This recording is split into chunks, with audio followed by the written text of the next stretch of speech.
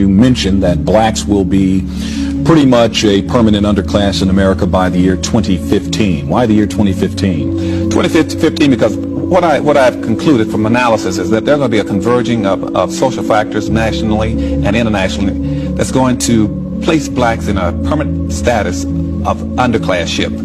And we anticipate by that point in time, based on all the research that's coming to us, that the next generation of whites are going to be more anti-black than they've been since the civil rights movement. 2, we anticipate by the same token about 86 million Hispanics coming into the United States and about 41 million Asians by that point in time, which is going to kick black folk out of being the minority in the society down to a minority. We've been number 2 in the society for 400 years as a group. We're going to become number 4.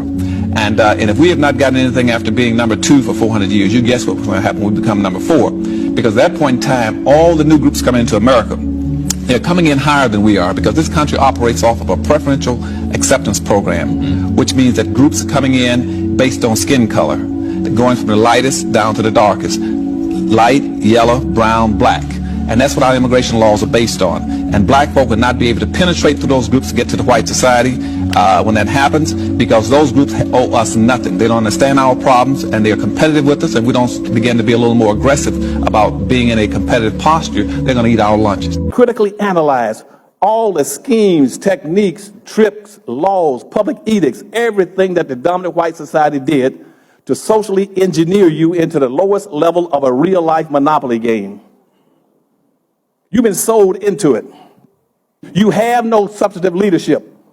The leadership you got right now is totally committed to what they set up under the benign neglect policy, which means let's fabricate all these other groups to take away the benefits that black folks should be getting. Let's give it to them. We'll fabricate new groups and call them fabricated classes. We'll now come up with things called minorities, poor folk, people of color, diversity, multicultural, and gays. Those are fabricated classes. Now, I wrote the first affirmative action plan in 1970 for the state of Florida. When I was over education for the state, I did not write it for minorities. I didn't write it for gays and humpbacks and lesbians and midgets. I wrote it for black folk. In the history of this nation, they have given up over 1 billion acres of land to whites. Free. And that not only did they get the free land, but the free land and double and triple in value every 20 years. That's why they got all the wealth. And on that land, all the gold, silver, chrome, bauxite, magnesium, and timber increased in value. And out of that 1 billion acres of land. And by the same token, The reason you cannot win, as I said, is that you've been locked into this low level of a real-life monopoly game. You do not own and control enough of wealth. See, in 1860, for instance, black folk, as a direct result of slavery, had an ownership. When you were 98% slaves, you had an ownership of 0.5% of this nation's wealth in 1860 on the eve of the Civil War. Now, this is the richest country in the world, the most capitalistic country in the world. And here you are 140 years after slavery, when you're supposedly 100% free, and you still only have 0.5% of this nation's wealth. You cannot compete.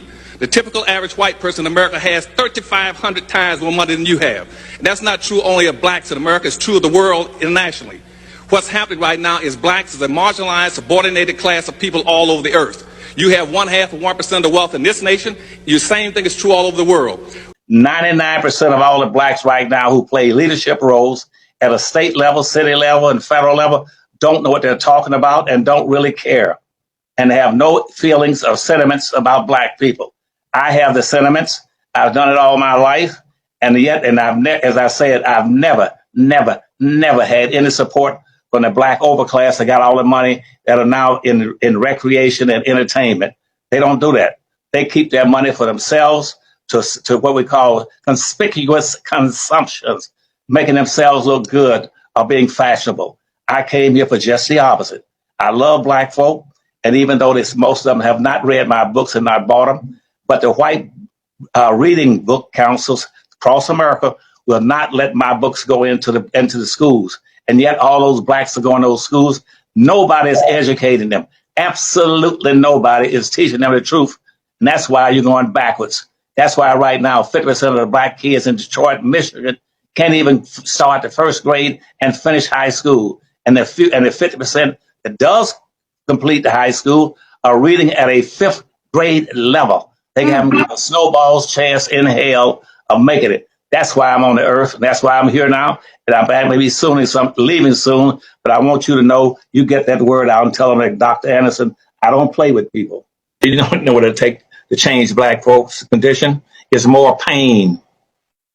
I know that doesn't seem like it makes any sense by my saying that to you, but we need more pain. That's it. That's the long and short of it. Because I found out a long time ago, as a doctor in the medical field, one of the things of a drive person to a doctor's office is that he can have a sore foot, a sore leg, or a sore eye, anything he wants to. But as long as he can tolerate that pain, he will not go to a medical practitioner that has any expertise and knowledge about how to resolve his problem.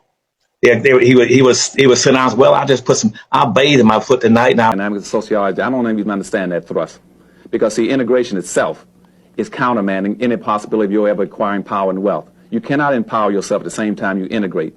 Integration, Paul, means disintegration. It means reducing yourself to a micro-spec. Because in a society where the majority will win and rule and the minority will lose and suffer, why would anybody want to integrate? Integration is making black folk a guest. Integration means I will make you a guest.